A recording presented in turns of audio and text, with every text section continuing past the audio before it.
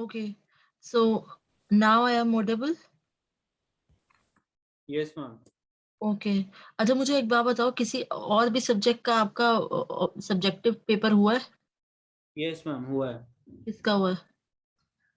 Oops का हुआ था, जावा का। अच्छा, तो वो कितने मार्क्स का था? 30 ये था, 15, अच्छा। 25 मार्क्स का था। ओके। तो ठीक है। तो अभी हम क्लास स्टार्ट करते हैं और उसके बाद I will send you the paper and you all have to give your test. How you have to attempt, you have to solve, write all the questions in your A4 sheets and scan those sheets and mail it to me. Okay? हम can we do one thing, बोलो। कि अगर आप जैसे जावा वाले sir ने क्या किया था, टाइप लिया था, मतलब गूगल फॉर्म बना के दिया था और उसी में हमें टाइप करने थे आंसर्स। तो उसमें आप लिमिटेड स्पेस होता है ना? नहीं नहीं, ऐसा नहीं है। नहीं, उसमें कैसे टाइप करोगे? तुम तो कॉपी पेस्ट कर लोगे वहां से, इंटरनेट से। हमने हमने उसमें भी टाइप करके टेस्ट दिया है। मेरे को वो नहीं करना है। आप लोग को you have to write your answers, क्योंकि पेपर में भी एग्जाम में भी ऐसे ही करोगे ना, और डायग्राम ड्रॉ करोगे तो कैसे उसमें डायग्राम ड्रॉ करोगे? यही ले लेते हैं। है ना? Getting me? अगर आपको डायग्राम्स भी ड्रॉ करने हैं तो कैसे करोगे गूगल फॉर्म में? ओके। ठीक है, so write your answer on A4 sheet and take the pictures and send it to me. Pictures का पीडीएफ बना के भेजना, सिंगल सिंगल पिक्चर्स मुझे मत भेजना, and save the PDF with your name and roll number. Chalo, let's get started. We'll talk about the presentation in later on classes. So we were studying about serializability. I have shared all the notes. जितना मैंने पढ़ाया है सारे notes आपके Google form पे, मैं उसमें Google classroom पे मैंने डाल दिए मॉर्निंग में, you can check out. Moreover, I have shared one questionnaire also. That is a questionnaire of whole the syllabus. Plus, I have shared the question papers also. So please, those who have not seen, please go to the classroom. Those who have not joined, please ask me the classroom link, and please join the classroom. All the notes, everything, question papers, questionnaires is available. Okay? And one thing more, please download them onto your system. वहीं से read मत करो. In the last your senior batch, none of the single child has downloaded the notes. मेरा system crash हो गया था. I'm not able to recover a single note. और इतने intelligent students थे कि एक भी बच्चे ने किसी भी note को download नहीं किया था. So I have to start from the beginning. ठीक है? So आप लोग please अपने system पे download कर लो. Classroom से भी वो corrupt हो जाती है files. I have seen that. Few times later you couldn't able to download them. तो वहीं से रीड मत करो, उसको डाउनलोड कर लो अपने सिस्टम पे सारे नोट्स को। चलो, हमने सीरियलाइजेबिलिटी पढ़ रहे थे। We have discuss about serial schedule. Now in today's class we will be discussing about non serial schedule. So what are non serial schedule? देखो, serial schedule are the kind of non-serial schedule that could be made equivalent to serial one, है ना? और अगर हम उनको equivalent repeat कर, करना कि आपने क्या बोला है? see, हम लोग सीरियल नॉन, शेड्यूल।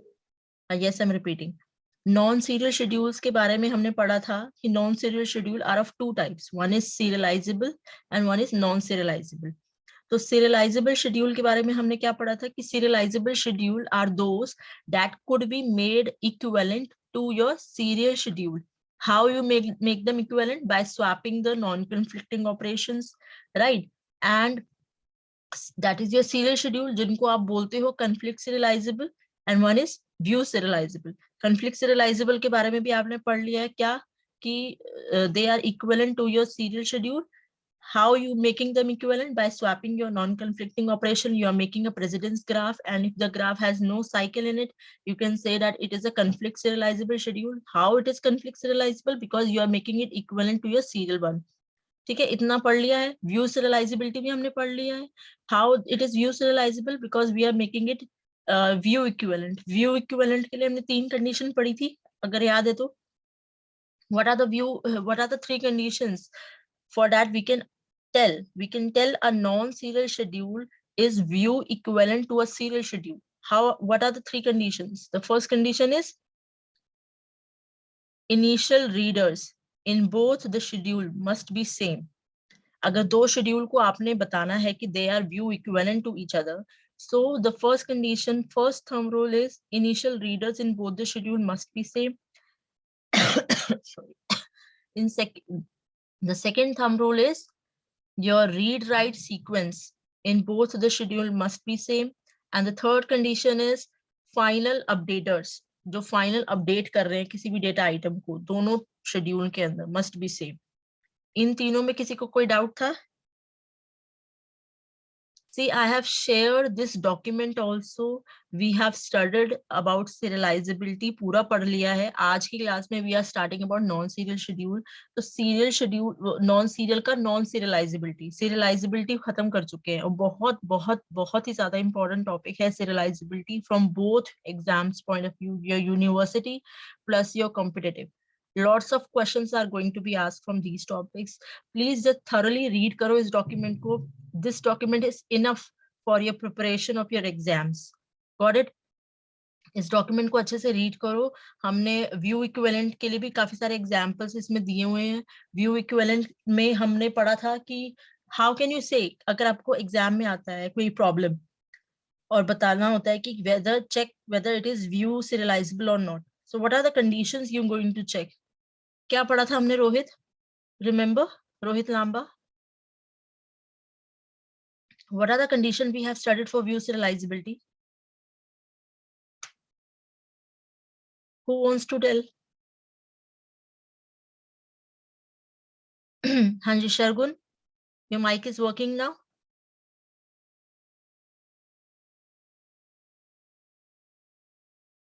क्या बात है, किसी को नहीं याद है?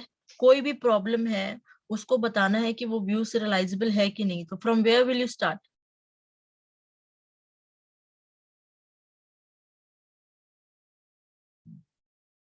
मैम पहले इनिशियल रीडर्स कंपेयर करेंगे. नहीं, पहले अगर ये देखो, जैसे ये आपको स्क्रीन पे दिख रहा है, प्रॉब्लम नंबर 4 दिख रही है, ठीक है. अब इसमें आपको दिया हुआ है कि check whether the schedule S is serializable, view serializable और नॉट. तो उसके लिए आप शेड्यूल एस को देखो, ये आपका शेड्यूल है, ठीक है. This is your schedule. Now for this schedule to be view serializable, first of all will check for conflict serializability. आप conflict serializability check करोगे. If the schedule is conflict serializable, then 100% it is view serializable. You need not to check. You will simply say that every conflict serializable schedule. So every conflict serializable schedule is view serializable. If a schedule is conflict serializable, surely it is view serializable.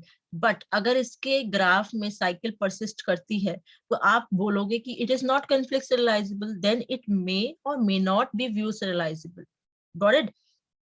अब अगर let's suppose there is a cycle, so conflict serializability तो हट गई. अब आपको view serializability के लिए test करना है. Now the next thing you look for is blind writes. Blind writes पढ़ाया था. What are blind writes? Blind right क्या होती है? मैम जो विदाउट रीडिंग जो राइट होता है. Yes. So in this schedule, we can say that T2 is a transaction which is performing a write operation on data item A without performing a read one. Got it? So T2 is performing a blind write. बिना read किए वो data item A की value पर update कर रही है.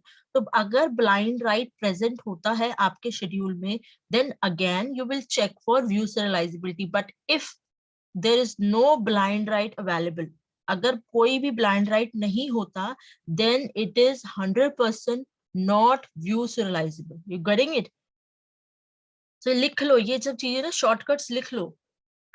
लिख रहे हो साइड में? मैं बार बार बोलती हूँ कि एक नोटबुक लेके बैठा करो. उसमें जो भी टॉपिक चल रहा होता है, just put a heading of the topic, और जो छोटी छोटी बातें होती है, जो नोट्स जो छोटे छोटे बनते हैं, बाकी नोट्स तो आपको मिल ही रहे हैं, बट आप ये हिंट डाल सकते हो कि every conflict serializable is view serializable 100%, and if there is a blind write then it is coming into the criteria of view serializability. but अगर blind write है ही नहीं तो वो view serializable है ही नहीं 100%. ठीक है. अब अगर blind write है तो आपको कौन से मेथड पे आना है? Method number 3 of checking whether it is view serializable or not by making a dependency graph. dependency graph कैसे बनाओगे?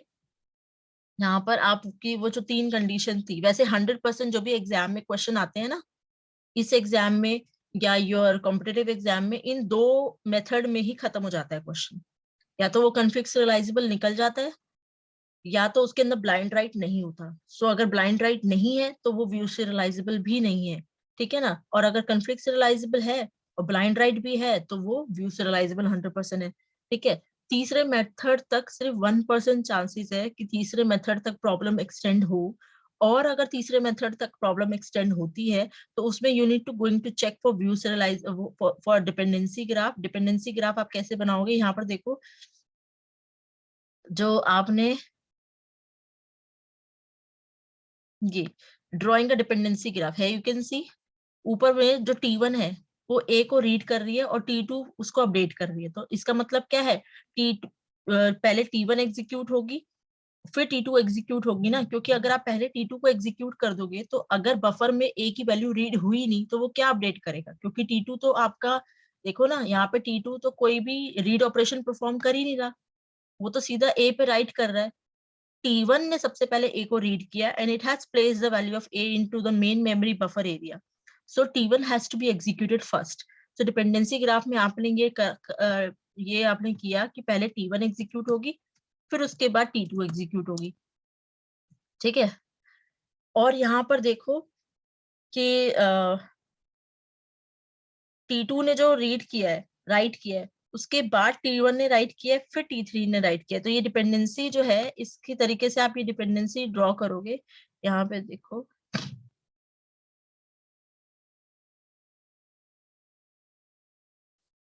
the final updation has been made by the transaction T3.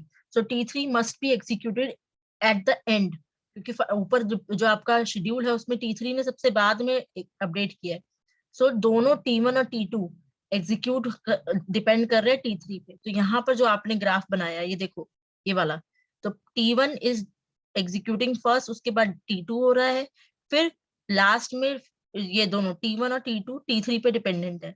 तो इस तरीके से एरो आ गया। तो ये आपका डिपेंडेंसी ग्राफ बन गया। डिपेंडेंसी ग्राफ में देखो साइकिल है, कोई साइकिल नहीं है, that means it is view serializable।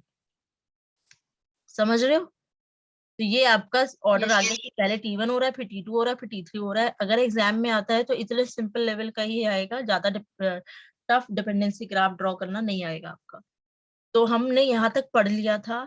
Let's get started for non serializable schedule. Non serializable schedule क्या होते हैं, देखो सीरियलाइजेबल क्या पढ़ा था कि जो इक्विवेलेंट होते हैं सीरियल शेड्यूल के, जिनको हम इक्विवेलेंट बना सकते हैं। But non serializable schedule are the kind of non serial schedule that cannot be made equivalent to your serial schedule, but they may or may not put the same outcome as your serial one। मतलब कि जो serial schedule जो भी आपके data item A और B में changes करके final जो डेटाबेस की स्टेट ब्रिंग कर रहे हैं उसी स्टेट में नॉन सीरियल शेड्यूल भी कभी कभी कर सकते हैं, और they may leave your system in a consistent state.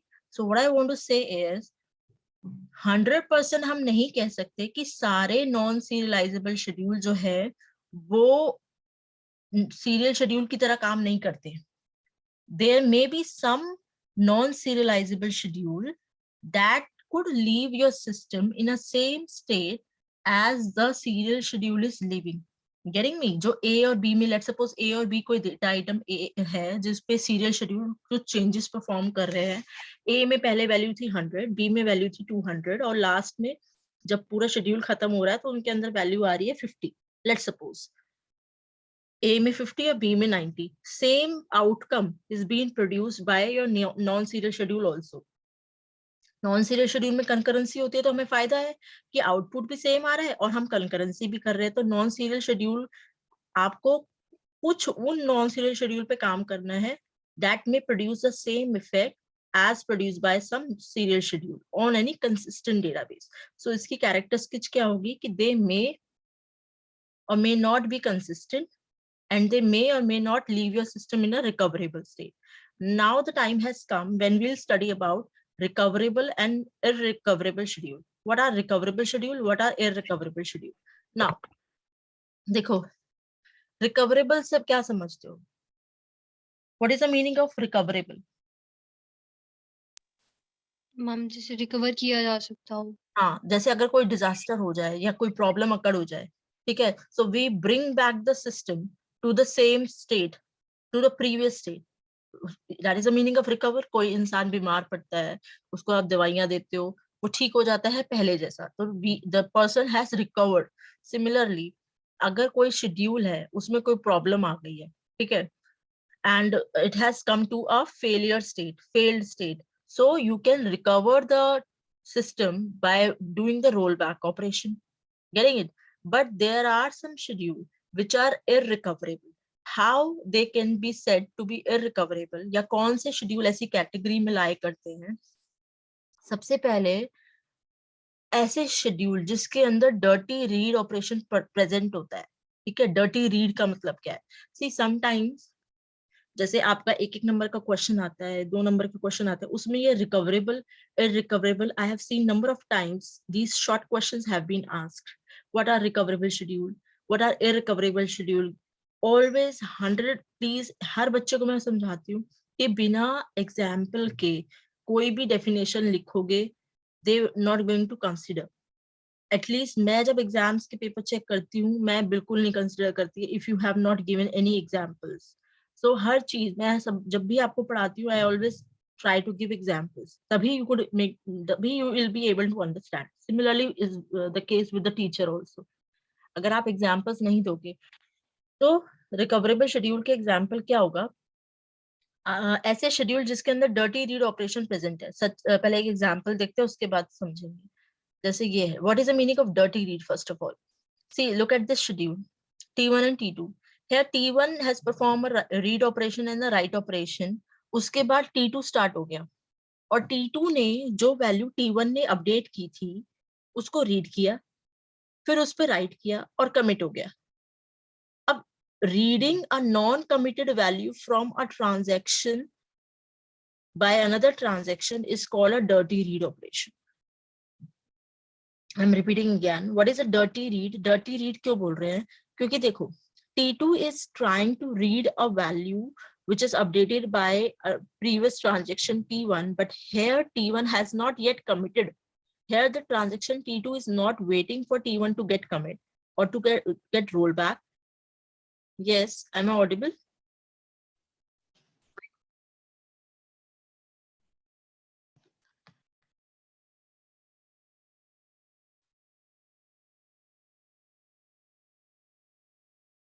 Yes, am I audible? Yes, ma'am. हाँ जी। Yes, तो ma'am. हम डर्टी रीड के बारे में पढ़ रहे थे, तो यहाँ पे T2 is trying to read a value of same data item A which is updated by T1, but T2 ने इतना वेट नहीं किया कि T1 पहले उसे कमिट कर दे, तो उसने जो मेन मेमोरी पे बफर एरिया में एक ही वैल्यू थी उसी को रीड कर दिया और उसी पे राइट कर दिया और उसी पे कमिट कर दिया। अब उसने एक अनकंफर्म्ड वैल्यू को, जैसे लेट्स सपोज A के अंदर था 100 इनिशियली, ठीक है, अब 100 पे उसने राइट किया, अब A के अंदर वैल्यू हो गई 50, A में पहले था 100, अब जब T1 ने राइट किया, राइट करने के बाद A के अंदर क्या हो गया, लेट्स सपोज 50 हो गया। अब T2 ने उस 50 वैल्यू को रीड किया और 50 में कुछ चेंजेस करके A में, तो उसको फाइनल 70 वैल्यू मेमोरी में अपडेट कर दी। You getting me? पूरा जो डेटाबेस है उसमें अपडेट कर दिया क्योंकि उसने तो कमिट कर दिया। अब आपको पता है ड्यूरेबिलिटी प्रॉपर्टी क्या कहती है? Once the transaction has committed, all the changes which has been made by the transaction has been permanently reflected onto the database. Now कोई भी changes अब database, मतलब कि अगर database failure state में जाता है या कोई problem आ जाती है या कोई crash हो जाता है, the data that has been updated will remain in the database. अब यहाँ पर देखो, अगर T1 आगे जाके roll back करता है, so all the changes that has been made by T1 वो तो roll back हो गया, बट यहाँ पर T2 ने कौन सी वैल्यू पे काम कर लिया? रॉन्ग वैल्यू पे, और कमिट भी कर दिया। Now this schedule is set to be irrecoverable schedule, क्योंकि अब जो चेंजेस T2 ने किए हैं वो ब्रिंग बैक नहीं किए जा सकते। It can not be roll back. Getting me? Mehul, you want to say something? Ma'am example फिर से बता दीजिए, ये बोल रहे। हाँ ठीक है, ओके। सो देखो, हम लोग पढ़ रहे हैं इररिकवरेबल शेड्यूल। इररिकवरेबल शेड्यूल का मतलब क्या है कि ऐसा शेड्यूल जिसके अंदर जो भी चेंजेस हम करते हैं और अगर उसमें कोई प्रॉब्लम आ जाती है तो वो चेंजेस हम दोबारा से रोल बैक नहीं कर सकते। अब रॉन्ग वैल्यू डेटाबेस में रिफ्लेक्ट करेगी। समझ रहे हो? तो ये केस कैसे आएगा? तो इररिकवरेबल शेड्यूल में हमेशा एक कंडीशन प्रेजेंट बहुत ज्यादा लैग हो रही है। अरे यार मैं क्या करूं, मुझे समझ नहीं आ रहा।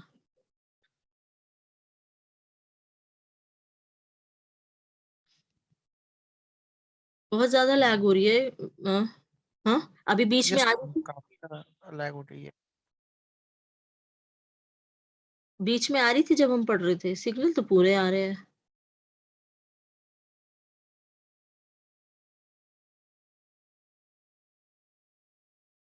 यस आवाज आ रही है कि दोबारा से रीस्टार्ट करूं?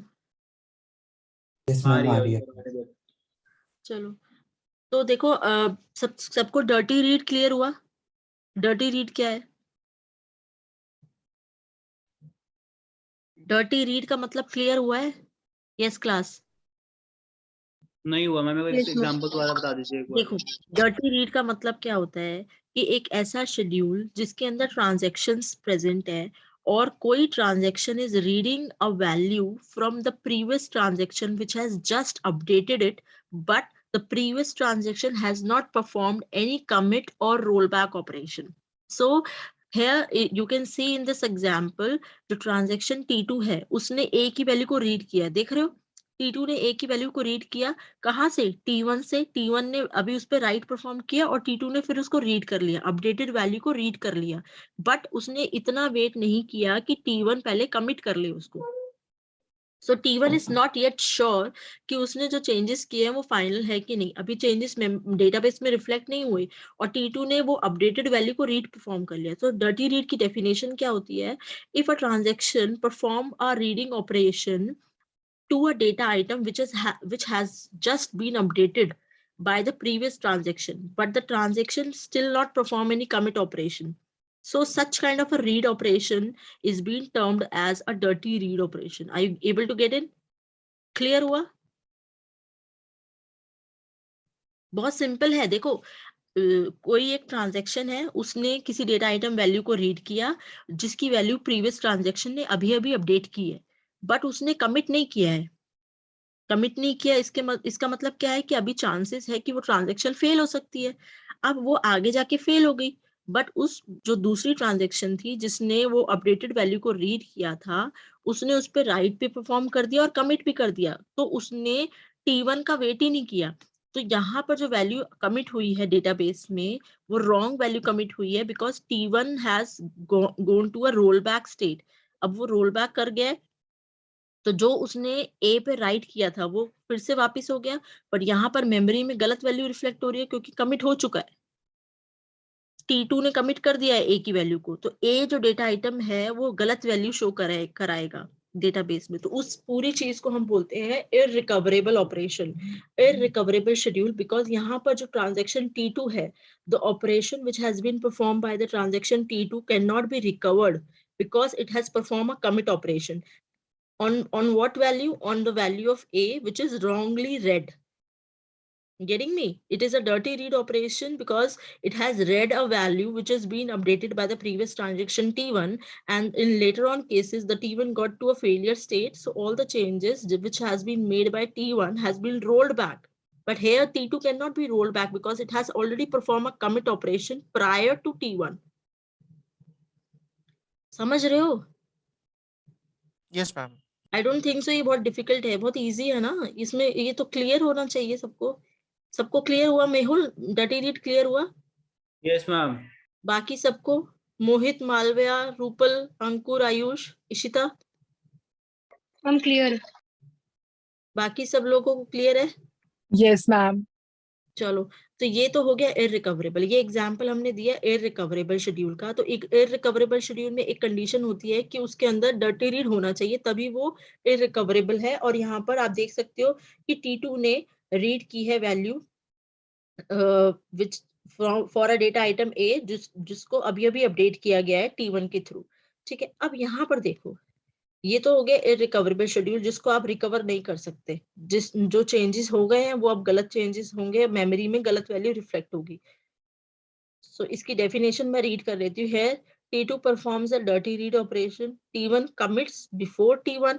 T2 commits before T1 and T1 fails later and roll back. So the value that T2 read now stand to be incorrect. So T2 cannot recover since it has already committed. So this is the summary of this example. Now comes to a recoverable schedule. Now recoverable schedule के अंदर भी dirty read present होता है, ठीक है? अब ये अगर let me tell you a case कि अगर T2 यहाँ पे देखो, अगर T2 इसको इरेज कर देती हूँ, एक मिनट, क्या है यहाँ पर देखो, अगर T2 स्मार्ट इनफ होता, मतलब कि T2 अगर थोड़ा सा दिमाग लगाता कि उसने रीड कर लिया, लेट्स सपोज उसने डर्टी रीड किया, डर्टी रीड का मतलब सबको क्लियर है कि वैल्यू रीड करी किसकी, किसी डेटा आइटम ए की जिसको अभी अभी अपडेट किया है प्रीवियस ट्रांजैक्शन में, अब उस पे उसने राइट भी कर लिया, but it has not performed the commit operation yet. It is waiting for T1 to commit first and then it will do its commit operation. Are you getting me? So यहाँ पर अगर इसने ये commit ना किया होता, अगर ये commit चीज नहीं होती, ठीक है, ये वाला नहीं होता, ये वाली ऑपरेशन नहीं होता, और अब T1 अगर रोल बैक करता, सो ये रोल बैक किया और फिर ये भी रोल बैक कर देगा, क्योंकि इसने कौन सी वैल्यू रीड की थी, रॉन्ग वैल्यू रीड की थी. So it will also roll back because T2 is depending on T1 for a data item A. If T1 roll back, then T2 also roll back because it has not performed the commit operation yet. We can say that now the schedule is recoverable because it is waiting for T1 to commit first before it executes its commit command. So recoverable और irrecoverable schedule में यही difference है कि जो transaction T2 होती है वो dirty read perform करती है और T1 के कमिट होने से पहले ही अपना कमिट कर देती है, उसको बहुत ज्यादा जल्दी है, उसने पहले ही कमिट परफॉर्म कर दिया. अब अगर आपने कमिट कर दिया एक बार तो आप अब कोई चेंजेस नहीं कर सकते, तो ये हो गया इररिकवरेबल. चेंजेस करने की जरूरत क्यों पड़ी है? Because it is reading a value which is updated by T1 and T1 has already gone to a roll back stage. ठीक है, और रिकवरेबल के बारे में हमने क्या पढ़ा है? रिकवरेबल के बारे में वी हैव स्टडीड कि a transaction performs a dirty read operation and from an uncommitted transaction and its commit operation is delayed until the uncommitted transaction commits or rollback. So here you can see in the example, ये क्या आ गया है? Tab कुछ button press हुआ है क्या? यहाँ पे देखो, इस वाले एग्जाम्पल में देखो, अगर आपके पास पेपर में क्वेश्चन आता है give a differentiation between recoverable and irrecoverable schedule, you have to explain with an example, so you can able to explain it nicely. इसमें तो कोई different problem होनी नहीं चाहिए, I guess. So यहाँ पे देखो, इस वाले डायग्राम को देख के आप बता सकते हो कि रिकवरेबल है कि इररिकवरेबल है. पहली चीज, हाँ बोलो रूपल. मैम रिकवरेबल है. क्यों रिकवरेबल है? मैम जो हमारी सबसे पहली ट्रांजेक्शन हो रही है T1, जब वो कमिट हो गई है, अगर T2 ने डर्टी रीड भी किया था, देन वो कमिट हुई है T1 के बाद. अगर कोई भी इशू आता है तो हम अपनी ट्रांजेक्शन को रिकवर कर सकते हैं. हाँ, तो देखो, इररिकवरेबल या रिकवरेबल की कंडीशन क्या है? सबसे पहली, दोनों शेड्यूल में एक कंडीशन होनी चाहिए जिसको हम बोलते हैं डर्टी रीड. अगर डर्टी रीड नहीं है तो वो रिकवरेबल या इररिकवरेबल की कंडीशन में आता ही नहीं है. अच्छा मुझे बताओ, जो सीरियल शेड्यूल होते हैं वो रिकवरेबल होते हैं कि इररिकवरेबल होते हैं? Serial one,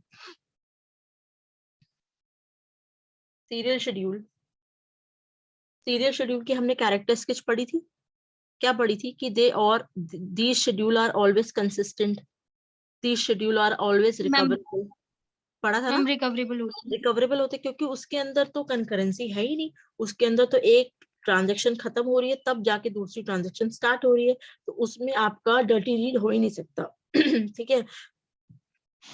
so the mandatory condition for a schedule to be recoverable और इररिकवरेबल. मेरी आवाज कट तो नहीं रही है? प्रॉपर्ली आ रही है? Yes ma'am, you are audible. ठीक है. So the mandatory condition for a transaction to be recoverable or irrecoverable is dirty read, and the mandatory condition for a schedule to be view serializable. What is a mandatory condition for a schedule to be view serializable?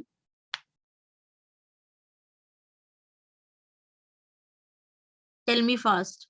अरे अभी तो पढ़ाया. What is a mandatory condition for a schedule to be view serializable? View serializable के लिए क्या होना चाहिए schedule के अंदर? Ma'am blind right available yes होना चाहिए। यस, उसके अंदर ब्लाइंड राइट होना चाहिए। अगर ब्लाइंड राइट नहीं है तो आपको कन्फ्लिक्ट वनफ्लिक्ट चेक करने की जरूरत ही नहीं है। अगर ब्लाइंड राइट है तो आप मेथड 1 पे जाओगे, that means you will check for conflict serializability। अगर ब्लाइंड राइट नहीं है then 100% without checking you can simply say as the schedule has no blind write operation, that then we can clearly say that the schedule is not view serializable at all. ठीक है, so these are the short hints that can apply to all the competitive exams, MCQs के अंदर ही apply होते हैं। ठीक है, अब अगर डर्टी रीड है और जो ट्रांजैक्शन डर्टी रीड परफॉर्म कर रही है वो अगर बाद में कमिट करती है, it is waiting for the previous transaction to commit first, then we can say the schedule is recoverable. But if the transaction is smart enough, it is not waiting for the transaction to commit, the previous transaction जिसका wait ही नहीं कर रही है वो पहले ही commit हो रही है, तो वो इररिकवरेबल है। सो ये क्लियर हो गया, रिकवरेबल इररिकवरेबल, इसको पढ़ोगे तो सब हो जाएगा। और देखो ये भी आ गए हैं जो मैंने अभी बोला ना, ये problems.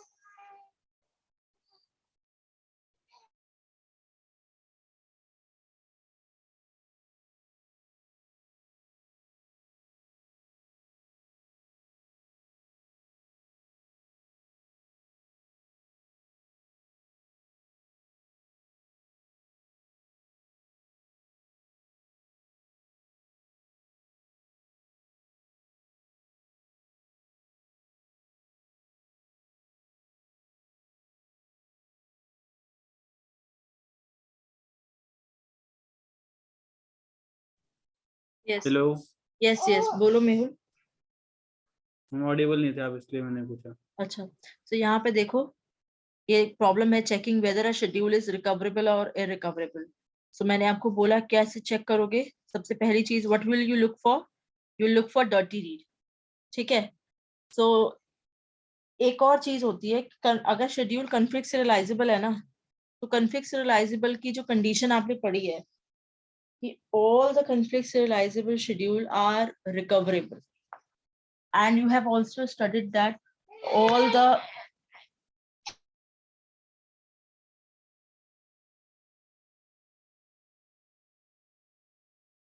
you have also studied one condition that all the conflict serializable schedule are view serializable and recoverable. So अगर आपके पास recoverability की प्रॉब्लम आती है तो पहले तो सबसे पहला चीज क्या देखोगे कि डर्टी रीड होना चाहिए, एंड अगर डर्टी रीड है और कॉन्फ्लिक्ट serializable भी है तो वो रिकवरेबल है। ठीक है, बट अगर कॉन्फ्लिक्ट serializable नहीं है then what will you check? आपको डायग्राम देखते ही पता चल जाना चाहिए। ये वाला डायग्राम ड्रॉ कर सकते हो ना, you can make this figure, ये फिगर बना सकते हो, ये वाली ऐसी फिगर बना सकते हो, यस मैम। है ना?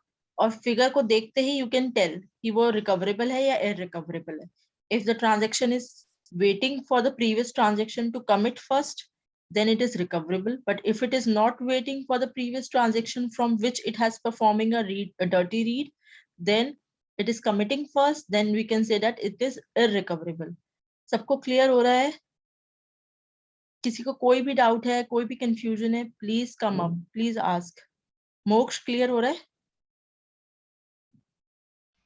मैम मैं नेटवर्क इशू के कारण अभी ज्वाइन हुआ तो मैम क्लियर नहीं है थोड़ा। वाह भाई वाह। और कौन कौन नेटवर्क इशू से अभी ज्वाइन हुआ है? प्लीज ये मैंने मेल कर दिया, क्लासरूम पे डाल दिया document, just go through and check it out, इसको रीड करो पर अच्छे से। अच्छा, और एक और चीज, अभी क्लास आपकी ओवर होने वाली है, in next 5 minutes I will be sending your paper. ठीक है, उसको हैंड रिटन सॉल्व करना है और मुझे मेल करना है। पेजेस का मुझे A4 शीट पे आंसर चाहिए एंड सारे डायग्राम पेंसिल से ड्रॉ करना है। ठीक है, और उसका डायग्राम पेंसिल से ड्रॉ करने हैं? मैम पेंसिल्स अभी अवेलेबल नहीं है मैम। पेंसिल नहीं अवेलेबल? क्या बात कर रहे हो? मैम ऐसे तो पेन ही यूज करते हैं हर चीज के लिए, तो मतलब आप एग्जाम में पेन से डायग्राम बनाएंगे? मैम वाईएमसी की तो कॉपियां भी बहुत ब्लैक होती हैं, मैम उस पे तो पेन से ही काम चलता है। तो स्केल यूज कर लेना फिर, पेन और स्केल। यस। ठीक है, तो और अपना नाम अच्छे से लिखना, और जो पीडीएफ सेव करोगे उसको अपने नाम और रोल नंबर से सेव करना और मुझे मेल करना, ठीक है? तो क्लास तो नहीं है फिर अभी, ओनली टेस्ट या पीडीएफ भेजोगे ना टेस्ट का? मैं क्लास को लॉग इन करना, उस रिकॉर्ड होगी क्लास, ओके मैम। ठीक है? और चलो एक और इसके जो फॉलोइंग टाइप्स है वो देख लो फटाफट। रिकवरेबल शेड्यूल के कितने टाइप्स होते हैं? 3 टाइप्स हैं which are very simple to understand. So every recoverable schedule is of 3 types. One is cascading schedule, one is cascadeless, and one is strict schedule. Now देखो cascading, cascadeless और strict को हम एक example की help से समझते हैं. Just look at this example. यहाँ पे देखो ये वाला शेड्यूल, ये देखो. अब इस शेड्यूल में देखते ही देखो सबसे पहले in the first glance you can say that T2 is performing a dirty read. देख रहे हो? और T3 क्या परफॉर्म कर रहा है? वो भी डर्टी रीड कर रहा है. और T4 क्या कर रहा है? वो भी डर्टी रीड कर रहा है. क्यों? Because they are reading a value from the previous transaction which has not been committed yet. That means it is performing a dirty read. अब यहाँ पर सबसे पहले T2 ने T1 पे डर्टी रीड किया, T3 ने T2 से किया और T4 ने T3 से किया. अब अगर T1 रोल बैक करता है, फेल स्टेट में आता है, तो T2 भी रोल बैक करेगा, T3 भी रोल बैक करेगा और T4 भी रोल बैक करेगा. So such kind of an operation is being called as cascading recoverable schedule. Why it is recoverable? Because none of the transaction which is performing a dirty read has executed a commit operation. They all are waiting for the previous transaction to commit first. That's why we can say that these are the schedule which is recoverable and they are cascading. Cascading मतलब कि अगर एक पत्ता गिरा तो सारे जो dependent है सब गिर जाएंगे. So अगर T1 फेल होता है तो T2 भी फेल होगा, which leads T3 to be fail and which leads T2 to T4 to be failed. Is it clear? Cascading clear हुआ? Cascading recoverable schedule clear है? Yes ma'am. कैशकेडिंग मतलब कि अगर एक फेल होता है तो जो सारी ट्रांजैक्शन जो डिपेंडेंट है सब फेल हो जाएंगी. अब यहाँ देखो इस वाले एग्जांपल में देखो, हेयर T2, ये जो T2 है ये जो है ये रीड कर रहा है प्रीवियस ट्रांजैक्शन की वैल्यू को which is just updated. But कौन सी वैल्यू को रीड कर रहा है? कमिटेड वैल्यू को रीड कर रहा है. और T3 भी कौन सी वैल्यू को रीड कर रहा है? कमिटेड वैल्यू को रीड कर रहा है. सो इसमें इसको ऐसा एग्जांपल इज कॉल्ड एज, आप इसको रिकवरेबल बोल सकते हो क्योंकि अगर इसमें किसी में भी सिस्टम हमेशा कंसिस्टेंट स्टेट में रहेगा. और ये आपका होता है cascade less schedule. Cascade less schedule का मतलब क्या है? क्योंकि हर ट्रांजैक्शन जो है वो कमिटेड वैल्यू को रीड कर रही है. अगर कोई भी ट्रांजैक्शन फेल होती है, लेट्स सपोज T3 फेल हो गया, यहाँ पे कमिट करने से पहले T3 फेल हो गया, तो T3 के फेल होने से क्या T2 भी फेल होगा? No, because T2 has already performed its commit operation. ठीक है ना? So it is been called as cascadeless. इसमें कोई भी कैशकेडिंग नहीं होती. ठीक है? सो जो मैं बोल रही हूँ वो सारा रिटन है, I am not reading. So you can all read it. It is very simple to understand. Now just look at this. यहाँ पे देखो इस वाले एग्जाम्पल में, this is also an example of cascadeless schedule. Here T2 is performing a write operation. ये देखो ये write operation कर रहा है, ब्लाइंड राइट हो रहा है इसमें, देख रहे हो? Blind right. और कौन सा राइट किया उसने? अनकमिटेड वैल्यू पे राइट कर दिया फिर से, राइट. और यहाँ पर ये वाला जो है T1 वो कमिट कर दिया है. तो अगर ये आगे जाके T2 फेल होता है तो T1 नहीं फेल होगा. ठीक है? तो ये जो आपका कैशकेड लेस शेड्यूल में डर्टी रीड और ब्लाइंड राइट दोनों चीजें चलती हैं. और स्ट्रिक्ट का मतलब क्या है? What is the meaning of strict? As you know that strict का मतलब क्या होता है कि दोनों चीजें अगर वो रीड भी करेगा कोई ट्रांजैक्शन या राइट भी करेगी कोई ट्रांजैक्शन किसी डेटा आइटम को,